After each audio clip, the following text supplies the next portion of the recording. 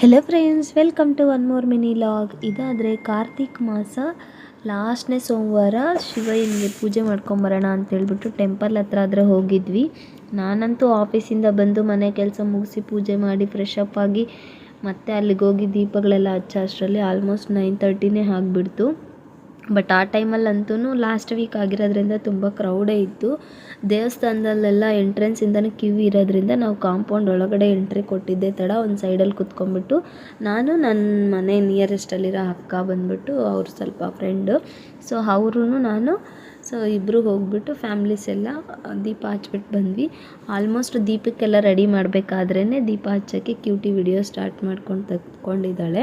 And one thing ಏನಂದರೆ 2 ಇಯರ್ಸಿಂದ logs ಮಾಡೋದ್ರಿಂದ 2 ಟೈಮ್ಸೂ long ವಿಡಿಯೋನೇ ಹಾಕಿದ್ದೀನಿ. ಈ ಸಲನೇ ಫಸ್ಟ್ ನಾನು ಶಾರ್ಟ್ ವಿಡಿಯೋ ಹಾಕ್ತಿರೋದು ಕಾರ್ತಿಕ್ ಮಾಸ ಪೂಜೆ ಮಾಡ್ಕೊಂಡಿರೋದು. ಬಟ್ ಪೂಜೆ ಅಂತೂ ಚೆನ್ನಾಗೇ ಆಯಿತು. ಅಂದರೆ ನಾವು ಲೇಟಾಗಿ ಹೋಗಿದ್ರು ಕ್ರೌಡ್ ಅನಿಸಿದ್ರು ನಾವು ದೀಪಗಳೆಲ್ಲ ಹಚ್ಚಿ ಮುಗಿಸೋ ಅಷ್ಟರಲ್ಲಿ ಆಲ್ಮೋಸ್ಟ್ ಕ್ರೌಡೂ ಕಮ್ಮಿ ಆಗಿತ್ತು. ನಾನಿನ್ನು ಒಂದು 2 ನಿಮಿಷ ನೆಮ್ಮದಿಯಾಗಿ ದೀಪಗಳು ಹಚ್ಬಿಟ್ಟು ಆರತಿ ಎಲ್ಲ ಬೆಳಗ್ಬಿಟ್ಟು ಅಲ್ಲಿ ನಾನು ದರ್ಶನ ಆದರೆ ಮಾಡ್ಕೊಳ್ಳೋಣ ಅಂತ ಅಂದ್ಕೊಂಡೆ. ಆ್ಯಕ್ಚುಲಿ ದೇವ್ರ ಗುಡಿ ಒಳಗಡೆ ಹೋಗಿ ಅಲ್ಲಿ ಗಣಪತಿ, ಪಾರ್ವತಿಯವರು, ಆಮೇಲೆ ಶಿವಯ್ಯ ಅವರೆಲ್ಲ ಇದ್ದಾರಲ್ವ, ಅವ್ರಿಗೆಲ್ಲನೂ ಆರತಿ ಬೆಳಗೋಣ ಅಂತ ನೋಡಿದ್ರೆ ಆ ಕ್ರೌಡಲ್ಲಿ ಹೋಗೋಕೆ ಅನ್ನಿಸ್ಲಿಲ್ಲ. ಸೊ ದಟ್ ನಾನಿಲ್ಲ ಇಲ್ಲೇ ನಾಗರದ್ದು ಇರುತ್ತಲ್ವ ಅಲ್ಲಿ ಎಲ್ಲರೂ ಹಚ್ಚುತ್ತಿದ್ರು. ಸೊ ನಾನು ಅಲ್ಲೇ ಆರತಿ ಕೊಟ್ಬಿಟ್ಟು ಅಲ್ಲೇ ಇಟ್ಬಿಟ್ಟೆ. ಇನ್ನು ಮಿಲ್ಕಿ ಕ್ಯೂಟಿನೂ ನಾವು ಆರತಿ ಮಾಡ್ತೀವಿ ಅಂತೇಳಿ ಅವರೂ ಆರತಿ ಮಾಡಿದ್ರು. ಇದನ್ನೆಲ್ಲ ಮುಗಿಯೋಷ್ಟರಲ್ಲಿ ಆಲ್ಮೋಸ್ಟ್ 10 o'clock ಹೆಚ್ಚು ಕಮ್ಮಿ, ನಾನು 5-10 minutes ಕಮ್ಮಿ ಇತ್ತು ಅನಿಸುತ್ತೆ. ಇನ್ನು ಒಳಗಡೆ ಹೋಗೋಕ್ಕೆ ಫ್ರೀಯಾಗಿತ್ತು ಅಂತೇಳ್ಬಿಟ್ಟು ಒಳಗೋಗಿ ನೆಮ್ಮದಿಯಾಗಿ ದರ್ಶನನೂ ಮಾಡ್ಕೊಂಬಂದೆ.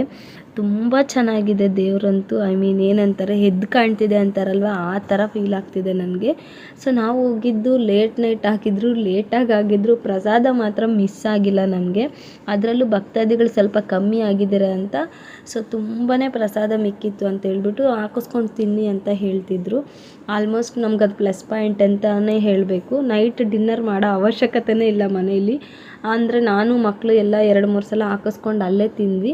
ಇನ್ನು ಬರೋ ಮೂಮೆಂಟಲ್ಲಿ ಮಿಲ್ಕಿ 2-3 ಸಲ ಕೇಳಿದಾಗ ಅಲ್ಲಿ ಪ್ರಸಾದ ಕೊಡೋ ಅಣ್ಣನಿಗೆ ಪರಿಚಯನೇ ಆಗಿಬಿಟ್ಲು. ಇನ್ನೊಂದು ಸ್ವಲ್ಪ ಎಕ್ಸ್ಟ್ರಾ ಮನೆಗೂ ಹಾಕ್ಕೊಟ್ರು.